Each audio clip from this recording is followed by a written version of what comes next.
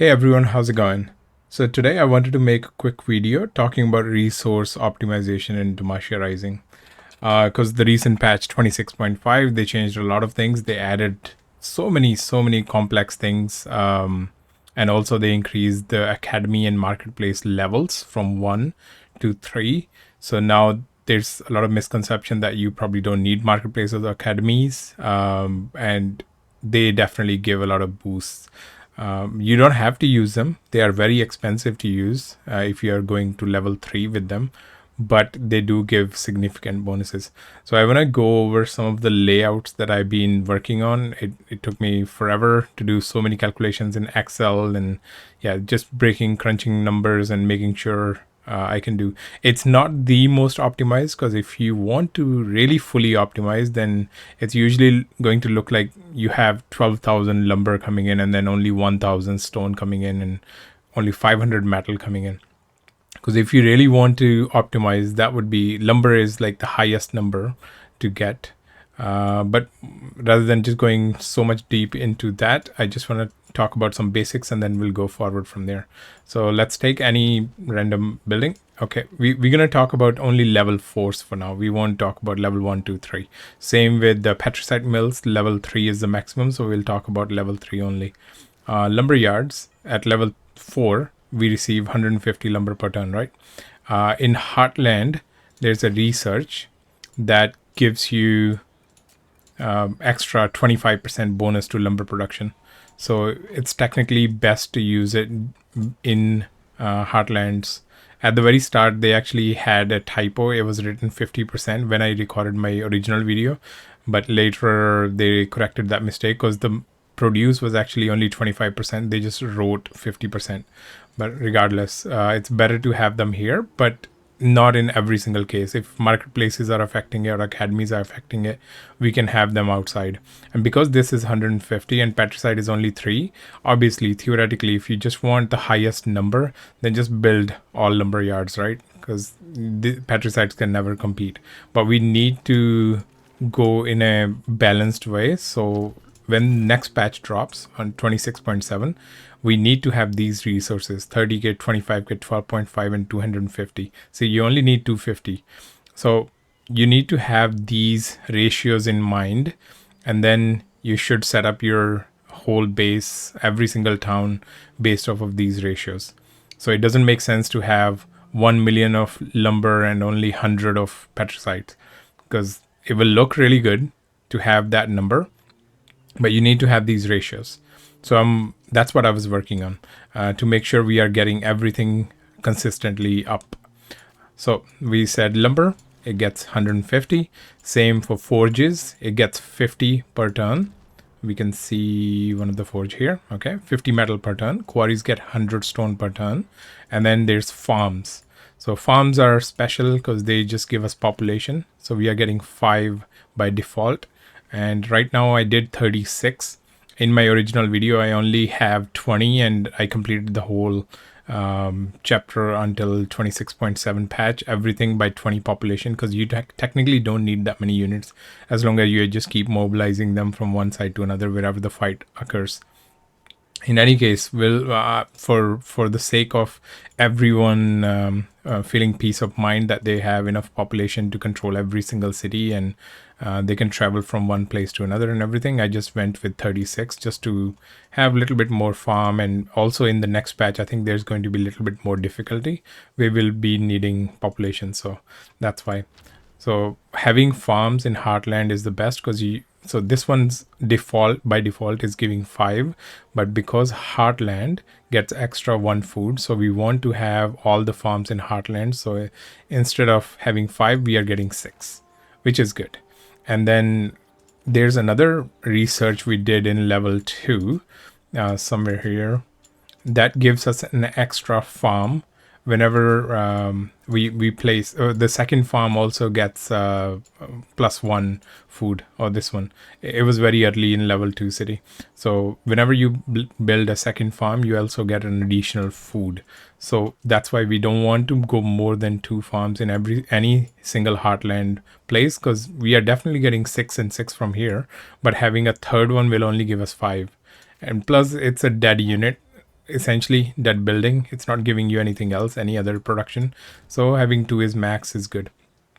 And wherever we have any crossroads, like say Brook Hollow or Jendal, because it's touching, so it's see 5 connections going to different cities, and then High Silvermere is the biggest connection maker. It's like the central pivot point for everything. It's connecting to 6 different towns. So this one has you need to have Quartermaster here, because just building one Quartermaster here, giving 25% damage boost to every single city that it's connecting. And if you're getting attacked by anything, like for example, right now I'm getting attacked by this, if I can click it, dragon, 12 drake hounds, and 4, like this is a very strong attack, right?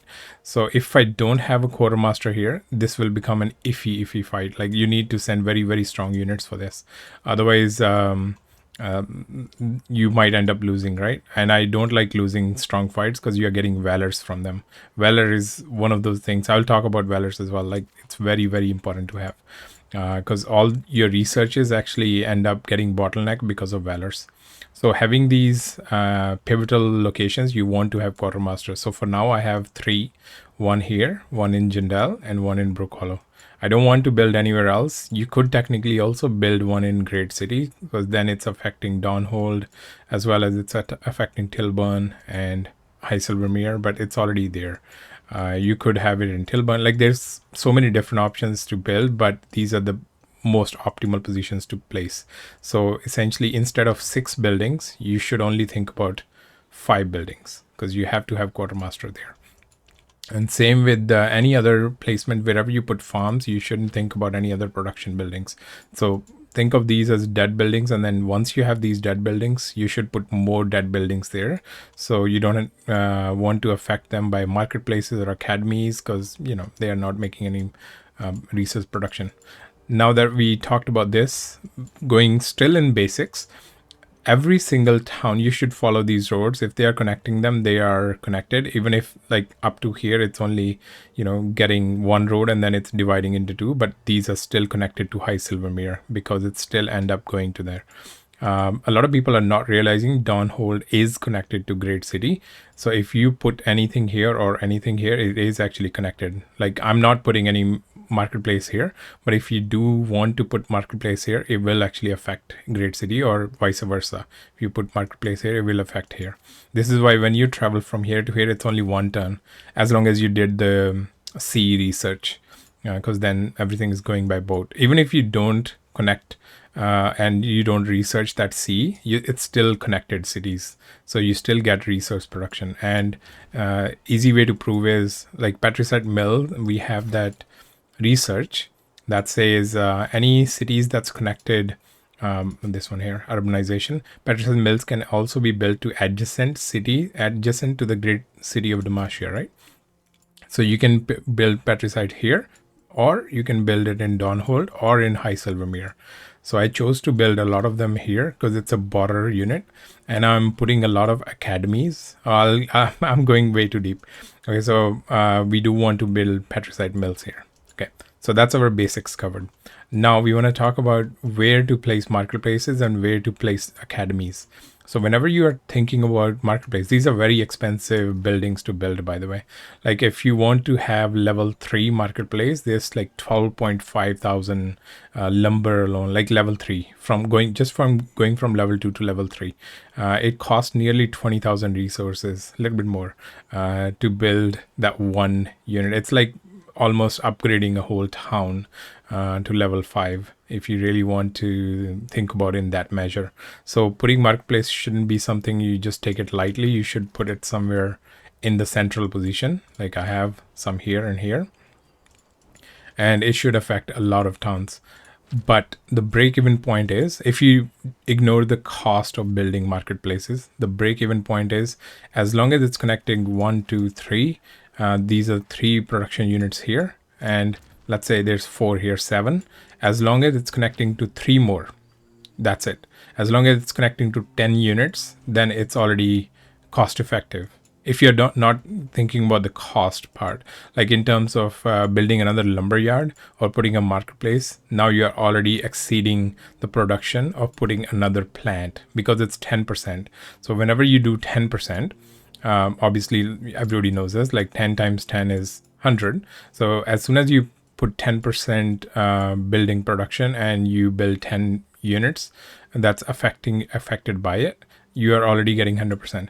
Let's say this 10% marketplace is affecting 25 resource buildings. Now you're actually looking at 2.5 times the lumber production. Or like if you want to put one lumberyard or you want to put one marketplace and it's affecting 25 resource buildings, it's actually 2.5 times more effective to build a marketplace. So that's why I have them in pivotal points like this. Same goes for Academy. I have 2 academies here, which might sound like too many. You haven't seen my other places. So this is 20% already, and we are focusing a lot of resource building in border. Why border? Because border is also downhole where we are putting petricite mills. I put 4 of them here. And forges is another bottleneck because metal production is the lowest after petricites. So after putting that, I also put 4 academies here as well. And all of them going to level 3 will cost a lot of resources. So it's very optional. Like if you don't want to go upgrade all of these to level 3, then just don't even build them. Build something else. Like let's say you want to build more forges or more quarries, those are completely fine. And also you can this planning, I did 2 different types of plannings, one with hero buff and one without hero buff. So when I say hero buff, I'm talking about these civic leadership. If a settlement has at least 1 champion present, then its production is increased by 25%, right? So let's say again with the same example as we given before, let's do a simple one here. So there's 2 farms, 4 lumberyards. Each one is producing 150. Okay, so we are not even looking at anything else. Just now 150 times 4, we are getting 600. Now if I sent a Sona, a Galio, or anybody else, any other hero in this Vascasia, then it will be simply 1.25 times whatever the resource is. So it's going to be 750 lumber production rather than 600. And because it's a Heartland region, we also have unlocked that every single lumberyard within Heartland is getting another 25% boost. So if you do that, then it's times 1.25 again. Oops. So that's 937.5 just coming from this alone. And we are not even talking about marketplaces or anything else. So these stack by a lot, and these are really good buffs to have. So I did not in this version which I have placed everything, I didn't take into effect any of the hero buffs because I'm constantly moving from one city to another with my heroes, and whenever they are in transit, they do not actually give you buff. They only give you buff when they're sitting still in one of the towns. Like for example, Sona is sitting here, then she is buffing every single building here. But as soon as I send her to this town and it's in transit, it's not affecting this building, this town or this town. It has to be in one of the towns to affect that production. So that's why I didn't account those buffs, and you should play around with these hero buffs as you see fit. So for example, if you're getting a lot of lumber like right now, but I have already finished everything, so this is why I don't want to like move around a lot, but I just kept them sitting in one place. But let's say you are running low on metal, then you should send one of your heroes to every single highest metal production cities, and then just let them sit there for a while. Or let's say you are fighting with 3 heroes and you have 3 idle heroes, send those idle ones to metal production cities, so they are buffing them while you are fighting with the other 3. And then let's say you start running low later on into quarry, so just move them there. You don't have to count those as your buffs. So these are my numbers, final numbers, as the game shows right now. 5,127, 5121, 4100, and 2310. These are my final numbers, and 41 petricites. But these are because of the hero buffs. and I just moved them randomly, and also I'm getting attacked here, so I moved a lot of my units to save those. In case if I remove all the hero buffs, now don't panic. I'm just gonna show you this this sheet, and I'm also going to put this in the link, as well as I'm gonna explain a little bit here.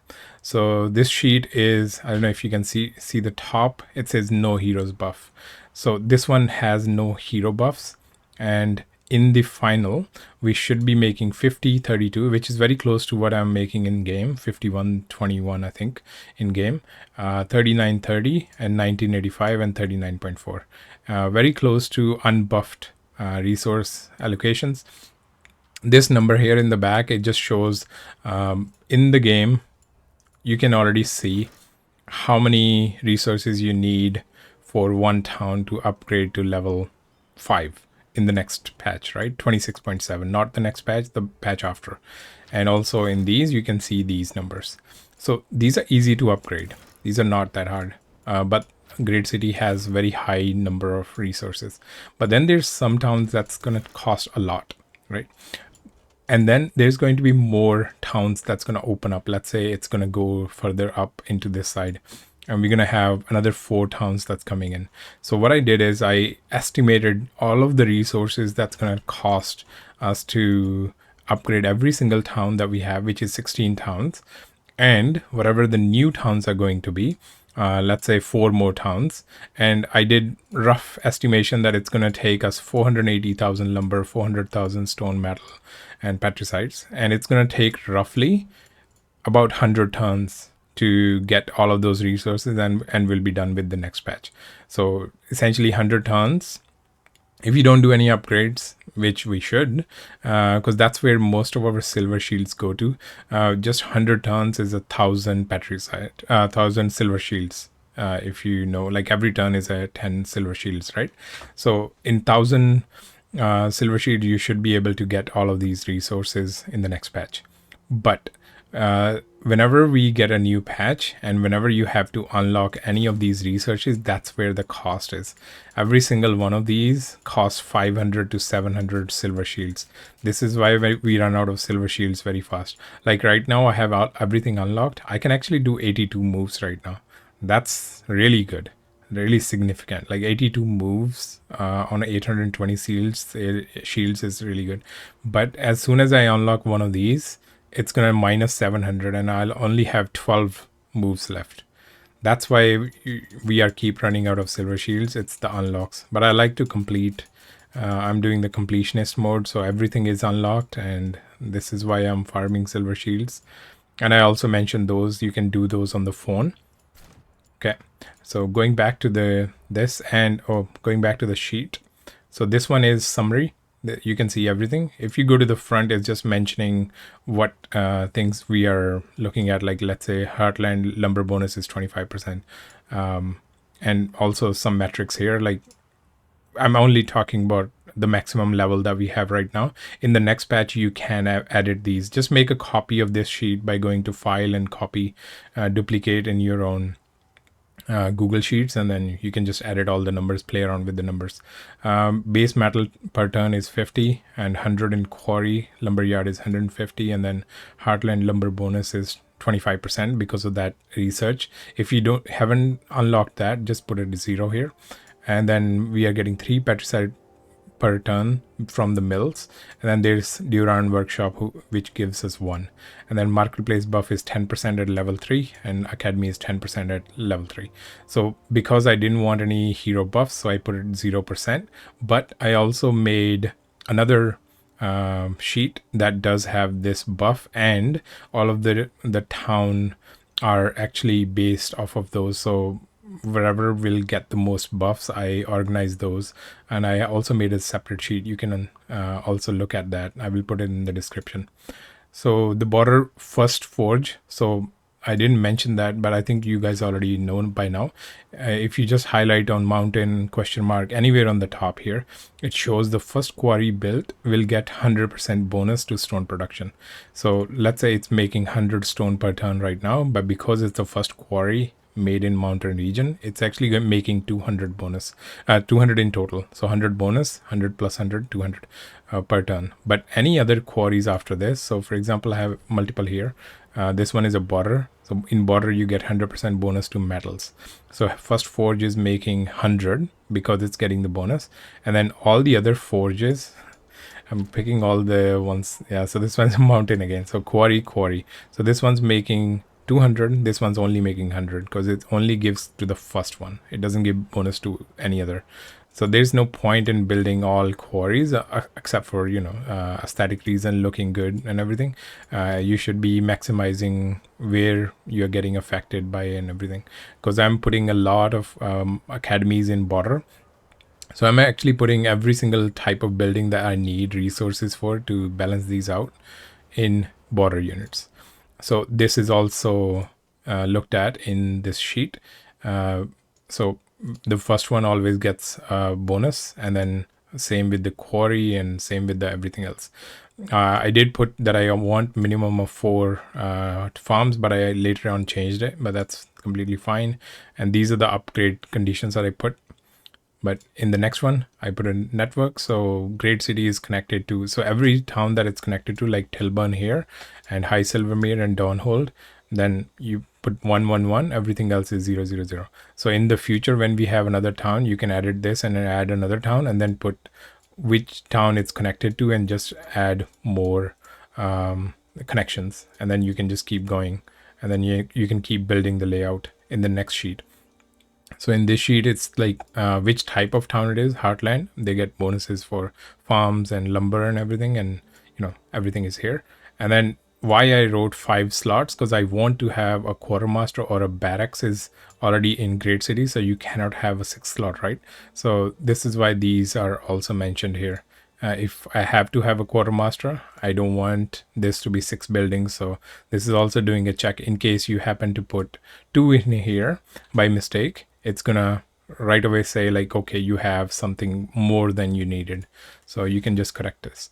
And then all of this is calculated, like you can do all the calculations here. And then in the next one, based off of what we enter here in the layout, it will go into these. It will spit out all the numbers that you need all the way at the end. I don't know if you can see it, but all the way at the end, you can see the final numbers at the bottom, like 5,000 and all that stuff. And then if you want to see buffed and unbuffed production rates as well with the marketplace, giving 40%, 20%, 60% to this High Silvermere because it's like highest. And then you can see the numbers being affected by this. And then going into summary, this is how many turns it's going to take to upgrade. You can always reduce the academies and you can put zeros wherever you want. This is just the way I maximized, and I just had enough silver shields to play with it. You can just simply play without any marketplaces or academies. It's not necessary. Hope this helps. And I'm also going to show actually the second. So this is one without hero buffs. And if you go to the one with hero buffs, it actually shows the higher numbers because obviously it's counting the buffs coming in from heroes. But these are assuming that they will be sitting in those towns forever, right? And this is only going to take roughly 80 tons, 80 to 80 tons to upgrade all of those towns and getting to the same number of resources. And when you look at the city layouts in this one, like what you want in each city. For example, you want to have 1 marketplace in Viscasia and 5 lumber yards and stuff. These are completely different compared to what we wanted in. So like, for example, here I must have done something. That's why it says check, because I don't have enough building capacity, but I did make something there. So I'll fix this. But in these ones, like you can have a look. If you want to do with heroes, then you should build something like this, like where to place which mills and whatnot. But if you want to just place one without heroes like I did, then this is the sheet to go with. I will share both of them. If you have any questions, which I assume you will, just write me a question and I will try to answer whenever I'm free. Have a good day. Thank you for watching. Bye.